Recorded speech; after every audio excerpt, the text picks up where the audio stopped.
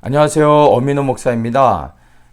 제가 보니까 최근에 생각보다 많은 분들이 이 주사 맞는 문제 때문에 굉장히 좀 염려하고 계시고, 또 앞으로 한국이 국가적인 차원에서 모든 사람들에게 이제 주사를 맞게 하지 않을까 하는 그런 우려들을 많이 하고 계신 것 같습니다. 그래서 제가 이 부분에 대해서 앞으로 어떤 흐름으로 가게 될지 제 개인적인 견해를 짧게 좀 나누려고 합니다. 뭐 보는 관점에 따라 여러 가지로 이야기할 수 있겠지만, 저는 이스라엘과 미국의 흐름을 보면서 앞으로 한국의 흐름이 어떻게 변화가 되어질지를 잠깐 나누도록 하겠습니다. 먼저는 우리가 이스라엘을 주목해 봐야 되는데, 이스라엘이 뭐전 세계 모든 나라들에게 이제 코로나가 영향을 미쳤지만, 특별히 이스라엘이 가장 큰 피해를 입은 국가 중에 하나였습니다. 그래서 가장 많은 확진자가 인구 밀도로 볼 때 가장 많은 확진자가 생겼고, 그것 때문에 다른 나라에서는 그 유례를 찾아볼 수 없는 전 국민을 자가격리시키는 일들이 있을 정도로, 그 정도로 심각한 상황까지 갔었습니다. 그래서 그린 패스, 그리고 백신 여권 이런 것까지도 도입을 했었고, 백신 접종이 시작되어질 때 미국보다 앞서 제일 먼저 시행을 했습니다. 그래서 16세 이상의 국민들 가운데 80% 이상이 1차 접종을 다 마칠 정도로 전 세계에서 접종률도 가장 높았습니다.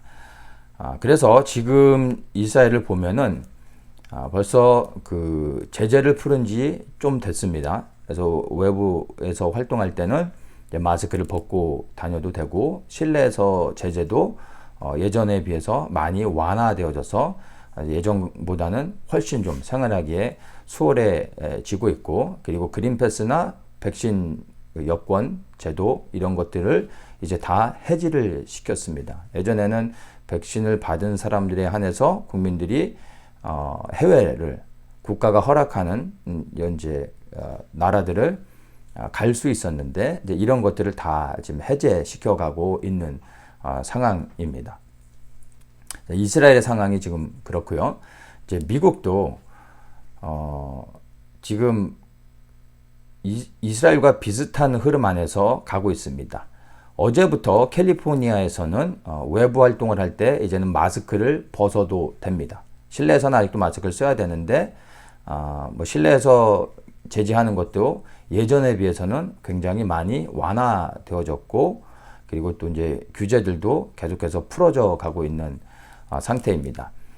지금 현재 전 국민의 한 50% 가까이 백신 접종을 받은 상태입니다.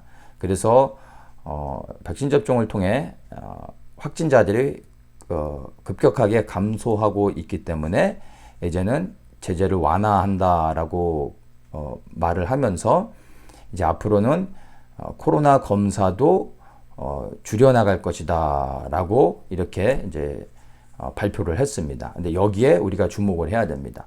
백신 접종을 했기 때문에 확진자가 줄어드는 게 아니라, 코로나 검사를 줄여가면 확진자는 급격하게 줄어들 수밖에 없습니다.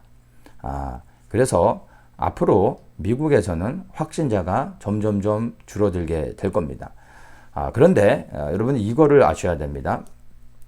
캘리포니아나 뉴욕 그리고 워싱턴 DC 같이 주로 언론이 코로나에 관련해서 다루고 있는 이러한 그 도시들 외에, 이러한 그 스테이트들 외에 미국의 50개 중에서 사실 절반 가까운 많은 주들은 이미 코로나를 해제시켰습니다. 그래서 실내든 실외든 자유롭게, 예전처럼 그냥 자유롭게 제재 없이 생활을 하고 있습니다. 이미 그렇게 생활을 하고 있습니다. 접종과 백신 접종과 상관없이. 근데 이런 부분은 언론에서 절대 언급을 하지 않죠. 자, 사실 미국에서는 50%에 가까운 백신 접종률을 가져왔지만, 더 이상 백신 접종을 받는 사람들이 늘어나지 않고 감소 추세로 가고 있습니다. 근데 이것을 국민들에게 강요했다가는 오히려 국민들의 거센 저항을 받을 수 있기 때문에 이제는 한계를 느끼고 방향을 선회해서 바꿔가고 있다라고 이해를 하시면 될 것 같습니다. 왜냐하면 지금 이제 유럽을 보면 이제 유럽은 이제 언론에서 나서서 이제 코로나라든지 백신 접종 받는 부분에 대해서 굉장히 네거티브한 방향으로 언론에서도 이제 강하게 그 기사를 쓰면서 반대하고 그리고 국민들이 또 여기에 반응하면서 저항하는 일들이 실제로 일어나고 있습니다. 그래서 이런 것들을 감지하고 유럽에서는 이미 코로나가 많은 나라에서 해제가 되어져서 예전처럼 살아가고 있고 그런 흐름으로 가고 있습니다. 이 흐름 안에서 미국도 변화가 지금 이루어져 가고 있는 겁니다. 자, 그러면 한국은 어떻게 되겠습니까?